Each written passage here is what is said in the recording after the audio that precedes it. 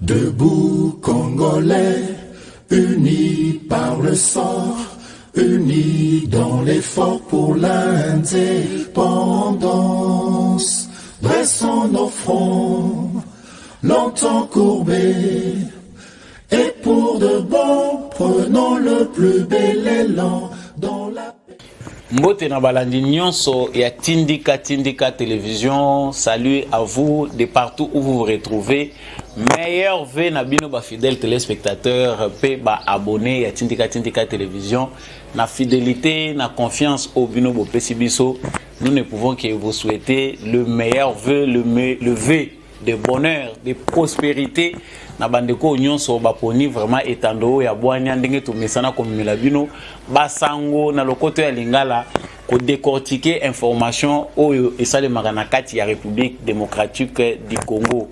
Encore une fois merci à vous pour na kopona fréquence oyo ya sagesse na lolengo topesela kabino basango na bino, tout en passant nazo saluer ba colochen oyo Griffin qui sont maintenant Papi Kelly, Banamboka Obazo Pesabiso, vraiment opportunité, plaisir et à trop pour nous représenter Bino, émission Oyo, debout congolais.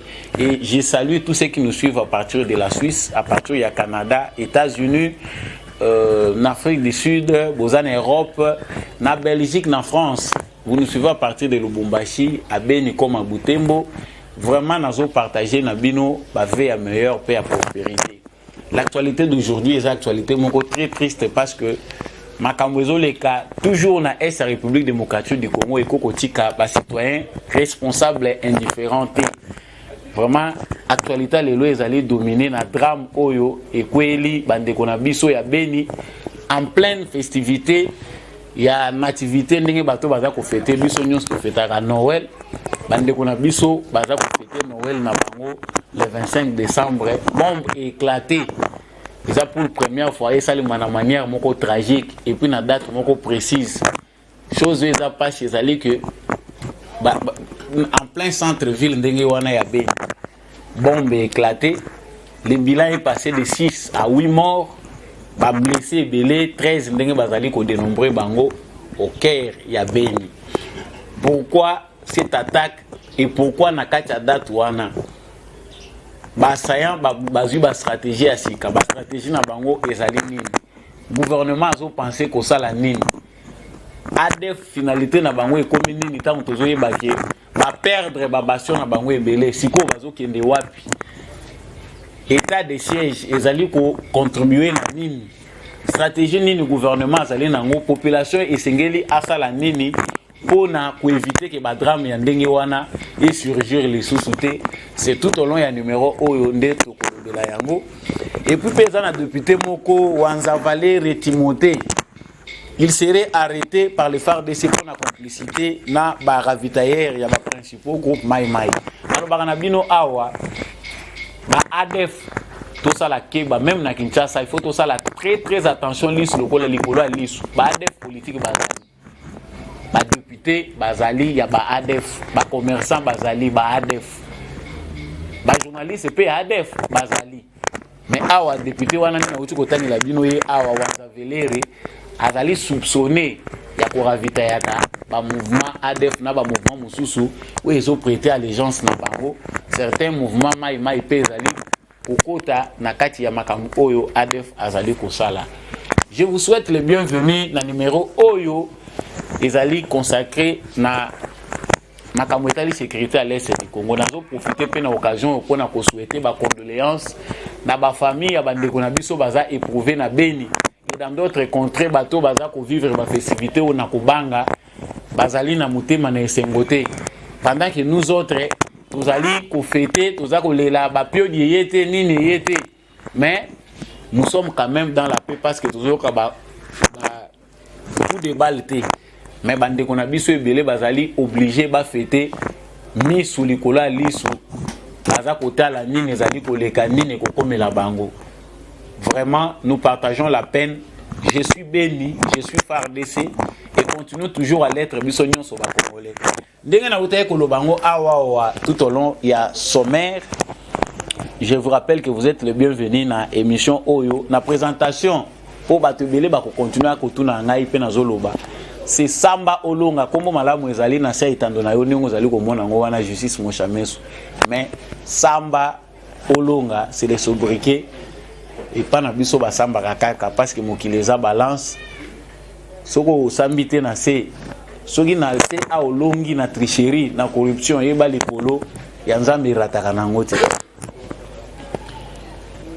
Bombe éclaté en plein Beni où ezalaki esengo na mwa tamuke ebongwani tristesse ebombani kolela batu bapanzani ba coup de balle partout ba agent de l'ordre baza koyeba te wapi bakoki kokimela na 20h il y a le 25 décembre Beni ba fêter na horaire hein kubanga na kati ya mitu ya bato parce que bato musuba mona kango eza ko salema mais ça c'est maintenant un attentat pour na bato ba yebaka te que terrorisme ezali na RDC mais ça c'est vraiment du terrorisme ya kondima kokende ko faire exploser bombe na kati ya bar isika bato baza ko bina bazo sepela bombe ki ko éclater wana bato bakufi ba mususu baza ba blessé ba mususu ba kotika la handicapé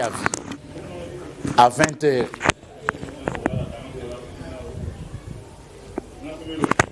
Mais bande ko na biso ebele ba mituni ba question ba ADF pourquoi ba komi kozwa cible ba habitants parce qu'il y a des gens oyo ba mesure au gouvernement aza kozwa batu bazozwa ngo ba mona ngo avec légèreté batu bazo contredire ngo pe bazo sala avant tokota makambo etali bombo yo éclaté il faut tout ça la moi rétrospection tozonga na sima. Il y a 2 jours avant bombo ane éclaté bastion ya mibale ya munene o esimbaki ba ADF place wapi ba montaka ba opération na bango bisika wapi ba préparaka ba bombe na bango basalaka ba grenade basalaka ba explosif na bango pona kokende ko faire éclater ngo na bandroit o bango bazwa ko cibler bastion wana etombaki na maboko ya ba UPDF po ezali armée ougandaise na ba FARDC et tulubaki na bino awa na ba information mikolelekaki que ba identifier qui est le responsable numéro 1 des ADF. Numéro 2 na bango ezali nini? Trafic na bango basalaka eza nini? Tosi toyebi biso nyonso ke basalaka trafic ya mabaya entre le Soudan, la RDC na l'Ouganda. Bambongo e finansaka terrorisme na bango e utaka wapi? Mususu ezaka wana te pona ndenge tozolo ba mabaya mbongo mususu ezaka uta na Kinshasa.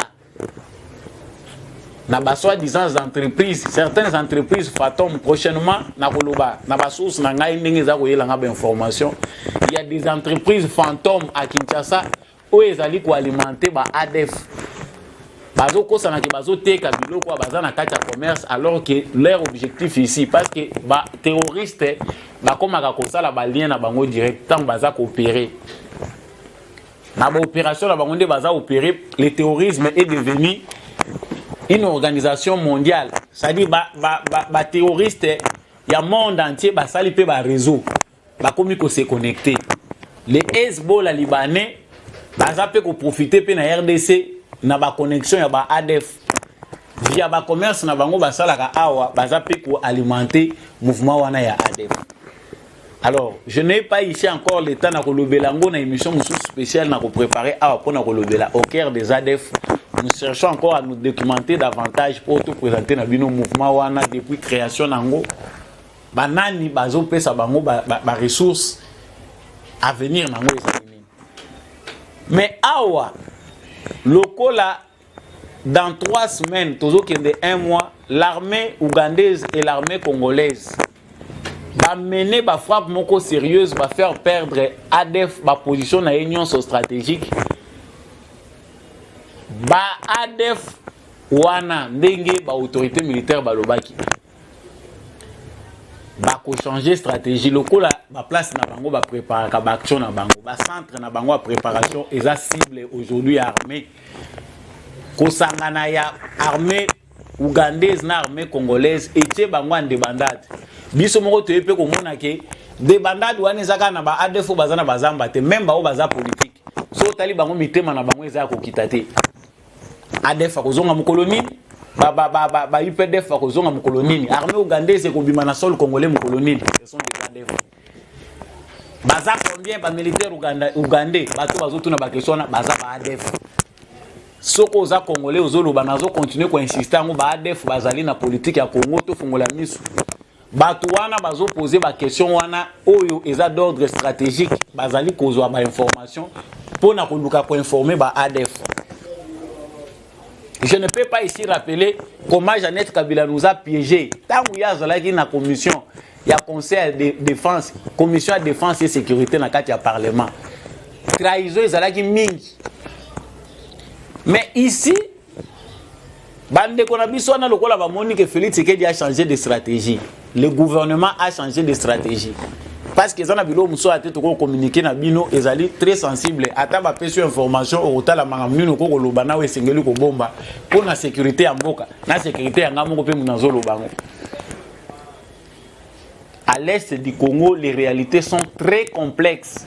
Que bato belé baza ko chama kelele ba on maîtriser même makamwezo le na réalité te ya mboka na biso ba ADF basi ba botaki misisa lokwa ba moni ke ba perdre ba point stratégique na bango ba zongi siko na kati ya population maintenant lokola armée comme milice lokola li sur renseignement militaire ils ont piégé bango partout baza ko landela bango ba komi obligé ya ko sala sabotage na kati ya population.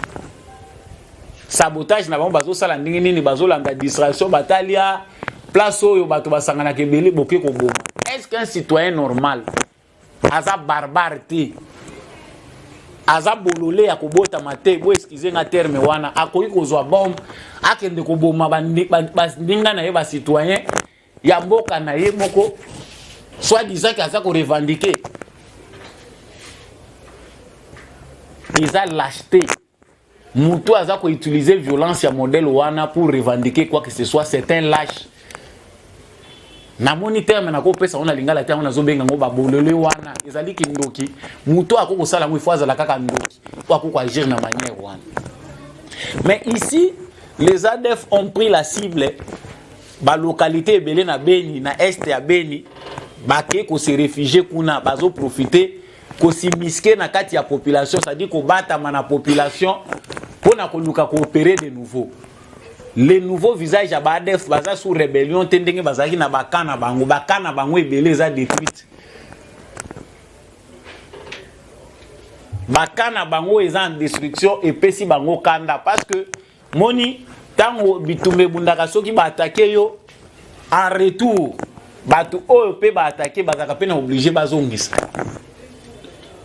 Bato bayebi malamu bazana d'information sur les terroristes bayebi que terroriste azaka makasi ka ndenga batamaka soki ba découvrir ye akomaka vulnérable terroriste makasi ni mingi ezali ko batama bazaka na bango makasi te makasi na bango eza cachette na bango ndenge babomba na soki bo arriver à ko découvrir ye c'est-à-dire ici aza déjà vulnérable.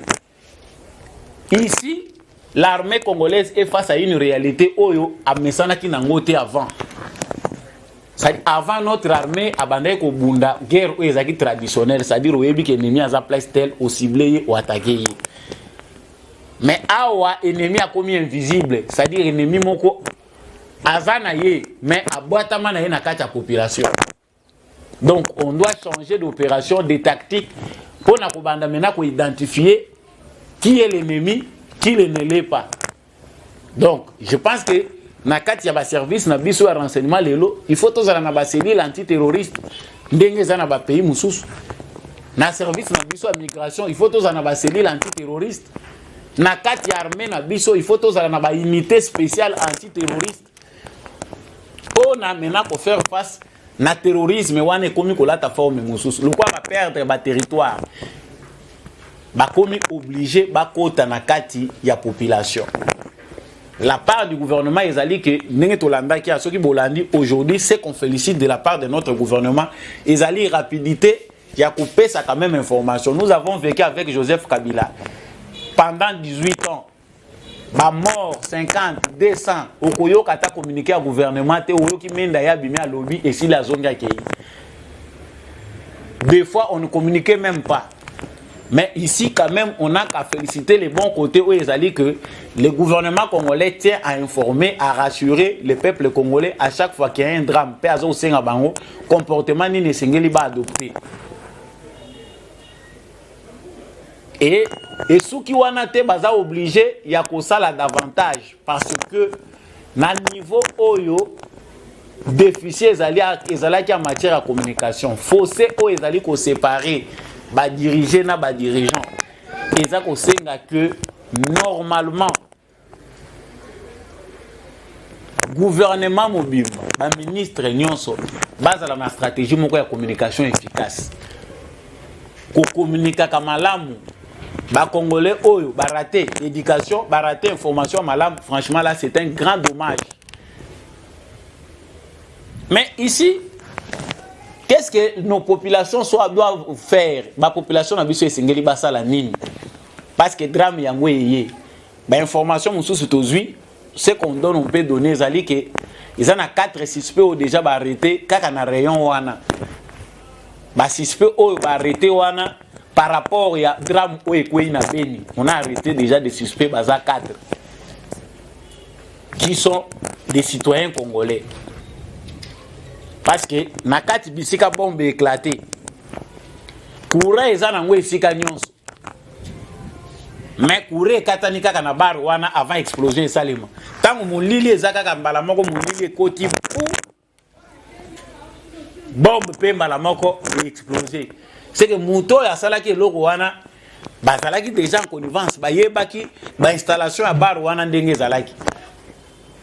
Pour baya kokata courant. Je me réserve ici de certains détails parce que ça sensible au koya koloba na ngai no ozui osali ndenge nini menazo pesa wezali.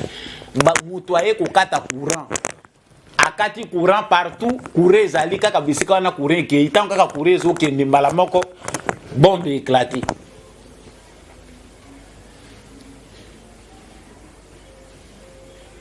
Parmi place bateau bazalaki wana il y a même officier militaire ya FARDC bazalaki wana va perdre PV. Donc ils étaient la cible, il y a des terroristes.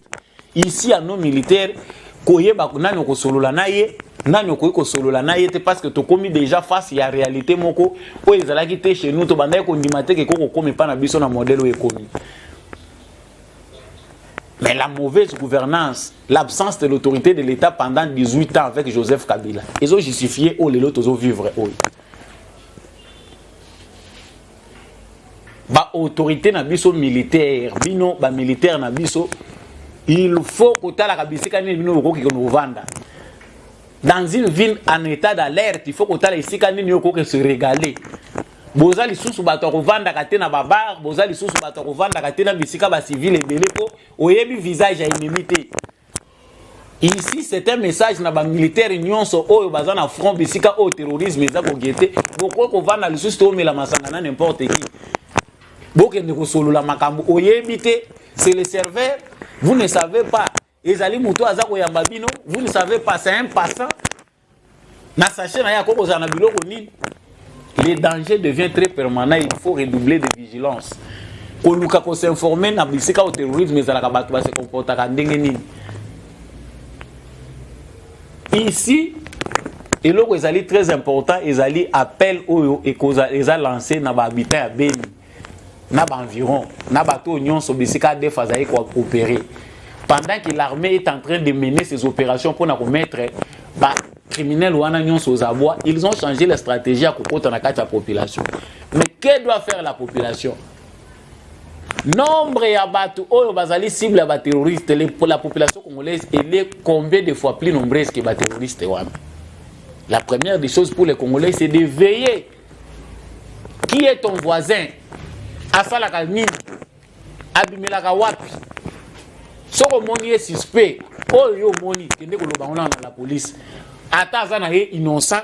Ce qui est important c'est de savoir d'abord base wana no information oyo bakoko soutirer sur ye soka za innocent ke koyeba. Mais la population de Beni, c'est qu'on peut vous donner des meilleurs alliés que vous à la liste de colo à liste. Vous devez veiller. Naibelo Bozali, surtout Congolais, se considère comme un militaire. Ceux qui Congolais se considèrent comme un patriote. Makani si terrorisme, mais si les gens pensent que ça n'a pas de sur eux, ça la mieux que ce que vous devez faire. Là, ça devient dangereux. L'ennemi pense qu'il faut se cacher dans la population parce que nous pouvons opérer comme nous voulons. Le mieux de faire, c'est de veiller. Kolande la activité nyonso comme bande qu'on a biso musu kindoki wana bango basi balati yango kindoki ya kokenda kozwa ka bombe ko ya ko exploser na kati ya bato eza kindoki parce qu'un individu na temps normal aza na temps ko sala biloko wana te ce sont déjà initiés et c'est la sorcellerie tout le que la mot terme était mais ça s'appelle la sorcellerie chez nous muto ba sorcellerie azoboma bato mais oye komi sorcellerie ya moi ya kokata ka bato mitu ya kokende ko exploser ba bombe na kati ya population oye eza innocente. Ça s'appelle la sorcellerie. Mais bato ndenge wana bozo ba précaution, ba gêne na ba quartier na bino, bisika bozali, la meilleure façon de soutenir l'armée c'est d'être un service de renseignement. Alerter. Mais na alerte wana, eza na mutu moko société civile bakanga qui a aussi des fausses alertes. Bien de fausses alertes. Ba alerte ezali kolinga ko désorienter l'armée na ba cible nango. Bato moko bazo mibenga bato société civile ba moni armée aza ko mener opération ko nezo réussir ba créer diversion pour alerter l'armée que non voilà quelque part awa nous avons un problème to moni bato baza boye pona ko mais ko attirer attention armée na ko bango bazali bango ba kene ko frapper ailleurs. Voilà la complexité ya makambo ezali ko lekalese ya Congo. Les informations sont tellement nombreuses et très sensible que nous réservons Yakoupe Sarabino ka oueza essentiel. O ezali kolekana beni ezali plus qu'un drame. Nous ne pouvons plus supporter ça tant que à cause de la rébellion, à cause de la génocide, de perdre des millions et des millions de gens. On ne peut pas être là. Ceux qui bolandeli mingi bato oyo bazako condamner gouvernement tongo pourquoi bazako sale le côté. Ceux qui bolandeli mingi dans la plupart na bango vous trouvez que bazali ba collaborateur ya ADF. On dit mutu basali assassinat moko isolé. Ba assassiné commerçant. Mutu abandi ko condamner mbala moko gouvernement. Alors que le gouvernement bazo sale le côté balongo l'état de siège. Qu'est-ce que l'état de siège a à voir avec un assassinat ciblé à privé et à individu? C'est que l'État kocha mutuna mutu soda pour sécuriser kaye. Tozo eba le sous rôle na bisoté ya ba citoyen. Parce qu'un bon citoyen doit aimer sa patrie, un bon citoyen doit avoir le souci de sa patrie. Bateau bazali comme benga ba pasteur et autres, c'est le temps ya kosala musana bino malamu pour que la paix soit rétablie. Ba effort au Félix que dia sali na 3 ans, ezali énorme comme ba effort. Peut-être les Congolais au musu bazo zelanza la koto bazo yebate que l'important c'est d'abord la sécurité parce que la sécurité garantit tout. Sécurité de mutezo garantir que na ba investisseur ba kota, sécurité de mutezo garantir que batu ba entreprendre na kimia.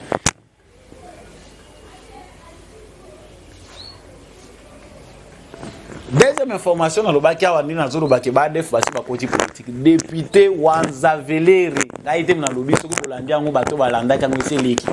Timothée Aozala il serait arrêté parce que eloko tozo baté pourquoi na kati ya parlement ba koki kotia ko voter loi moko te drastique sur batu oyo bazali ba politiciens mais bazali ko soutenir ba mouvement rebelle.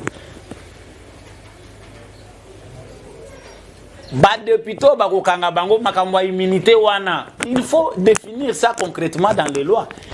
Ba loi ba évoluer en termes de réalité sociale. Mais on ne sait pas chez nous. Kolobage kozong ça ta peine de mort pour namibi. Na bato bazon commettre ba crime grave. Kaka problème. Otoze ba pété peine de mort en na moratoire pourquoi? Trop de droits humains. Bato bana ba droits de l'homme et pas na bango. Et ça tout un processus pour baya ko établir ango et comme effectif ndenge bazako tchango. Mais malgré droits de l'homme et pas na bango prison à Guantanamo aux États-Unis zo kanga makaka te. Obama bundi nango ti prison Guantanamo ezako exister. Mais chez nous ici, peine de mort, parce que ce n'est pas des intentions criminelles. À un certain niveau, il faut justice et répondre à un acte. Batu baza ko poser à la hauteur ya ba acte wana. Tu muto a poser acte moko mabe, il faut justice paix à la hauteur ya ba crime oyo bango baza ko commettre. Mais on comprend ici que même notre justice est amoindrie na ba pénalité nango. Comment on ne peut pas aménager la loi par rapport à l'instance judiciaire, par rapport à la justice, pour voir qu'il y a des criminels ou des côté de la politique. Moutou azali politicien ma ba propos à tenir aux sentir que c'est un rebelle, aza ADF. Non. Mais ce que oyo bakangi boye député ndenge batie maboko, on ne sait pas entre parenthèses, secret militaire, secret tout ce qu'on dit là. Baza ebele basi balobaki ba député oyo baza awa na hémicycle. Mais entre-temps, ils sont en train de soutenir les rebelles. Franchement, c'est ici d'ouvrir une page très importante. Ezali pona couper sa bato ko bangate. La menace qui pèse sur notre pays et ces oies qui va proportion moko élevée. Même dans l'économie congolaise, les ADF, Baza et Belé, notre économie est aussi menacée par le terrorisme mondial. Ce sont des informations que il faut besoin. Tu peux s'attaquer brib pour alerter, tu vas comprendre. Biso, tu as bobola na biso avec un état faible. Mais on prend encore le terrorisme, on nous amène à écouter la biso en relation avec Kabila na arabe. Il faut savoir ce que ça a mené au Congo. Le Congo sentait déjà l'Al-Qaïda. Oh, toujours vivre dans ADF et Zali, rapprochement à Joseph Kabila na arabe. Vi kamoni ke ndenge akangami na ba européen ba occidentaux bazo linga yesu te bazo ba négliger. Et puis bango pe na ba intérêt na bango ba moni que non les intérêts na biso tozo na biso na Congo. Kabila tango nyosa ko linga kende wana e ma BP za na kati ya ko bakisa ma insécurité zokola ba mouvement wezaki nango ba simple mouvement rebelle, ils ont se radicalisé pour devenir des mouvements extrêmement terroristes. La faute à qui? La faute aux occidentaux aussi. La faute à nous Congolais autofongola qui met sous tête aux agis na unité bolingo kati na biso ezala kité. Mais aujourd'hui, au moment où on vous parle, cette organisation, parce que basali lokola ba lobby na bango, bango basi ba comprendre bango ba terroriste que ba politique baza ko fonctionner na ba lobby na bango économique, ba grandes entreprises européennes, ba multinationales, bazo fabriquer ba politiciens na bango, bazo fabriquer ba hommes d'affaires na bango, baza ko pistonner ba politiciens na bango pour bazala au premier rang, bazala ka bango ba décision ils ont favorisé bango pour ba émerger. Ça c'est côté politique. Ba terroristes pe bango pe déjà ba comprendre qu'ils doivent avoir des organisations fortes, bazala na ba activité où ils ont même la bango bongo. Bango pe faut pe bazala na ba politiciens na bango. Voilà les dangers qui guettent le monde. Oh pe komi ko linga ko guetter mboka na biso lelo. Ba terroriste pe bazo fabriquer ba politiciens na bango. Baza pe na ba faire na bango bango pe bazo sala bazo développer ango po bango pe ba diriger monde na terrorisme na bango. Ce sont des réalités ezali graves. Mais ce qu'on a congolais au comprendre que la patrie est sacrée. On peut mourir pour sa patrie. Bolingo mboka il faut ça la biso nyonso ba congolais ba tu abeni. Avoir des députés criminels na kati ya bémicycle na biso il faut qu'on dénoncer bango. Il en a trop. Ebele baza ba kabiliste tozolo ba pamba te toko banda kotanga ba komona bango toko ndima. Soki ba kokanga biso diffamation tout ce qu'on est en train de dire ba kokanga biso nous allons citer des noms. Parce que ça commence à exagérer et ça yango te. Pendant qu'ici on est en train d'acculer Tshisekedi que sécurité bato bazo kufa, il y a les autres qui enveniment la situation bato baza ko luka que bato ba kufa ka chaque jour. Cette situation de Béni ne doit pas nous laisser indifférents. Si vous êtes Congolais, malgré aux ananzalanayo, discours au Tshisekedi a pesaki na village natal na bango, ils a pété à makamwa répondre qui na ba question à bandeko na ye, ils allaient pe ko interpeller biso nyonso. Okoko la lanzala mesoko zangi kimia ekomi eloko mususu. Mutu mususu akomi ko kima azane ne sika ya bien koko lona koko boko la ntabana ya koko boko la ngombe na ye. Nous avons nos frères, ceux qui baouti, bagoma, baye. Vous voyez que les boudins que nous mangeons à Kinshasa, basozi, ceux qui sont les managoma, ils sont très différents que nous obligés de vivre à Wao.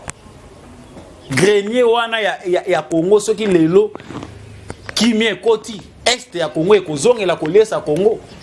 Bato bazolela nzala na Kinshasa, ils peuvent manger du boudin ya qualité, ba saucisse ya qualité. Ngombe na moins cher. Ba pomme de terre ko ilongwaka kunezoya awa.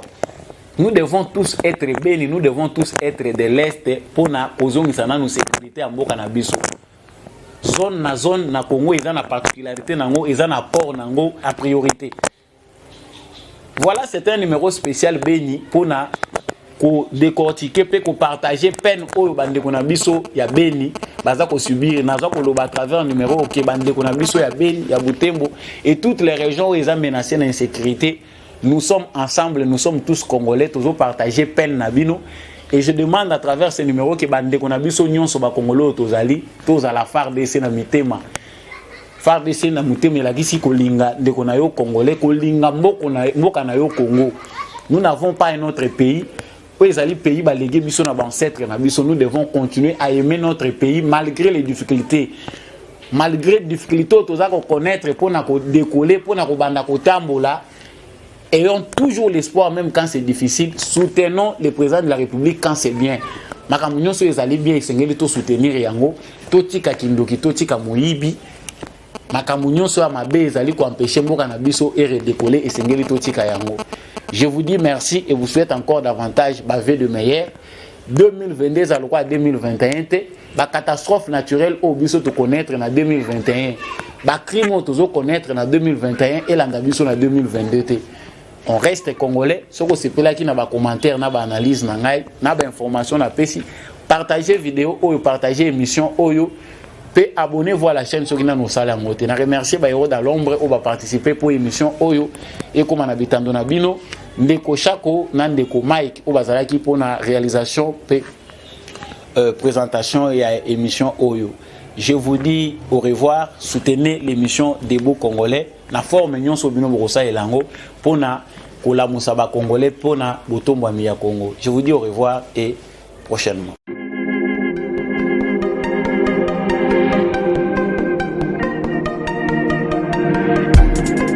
Après 25 ans d'expérience, eh oui, de 1995 jusqu'à ce jour, Elton Store, l'unique shop congolais de Londres, la Grande-Bretagne, Tilalong, et Salikosa la fierté à la communauté Nabiso, et surtout, il y a un homme d'affaires congolais sérieux dans la diaspora. Oh yes, yes, yes, yes. C'est créé Elton Store et Salika Kamoko, le sérieux, à quel na service qui t'a na client naïe. Avec ma produit, il y a première classe, il y a qualité supérieure.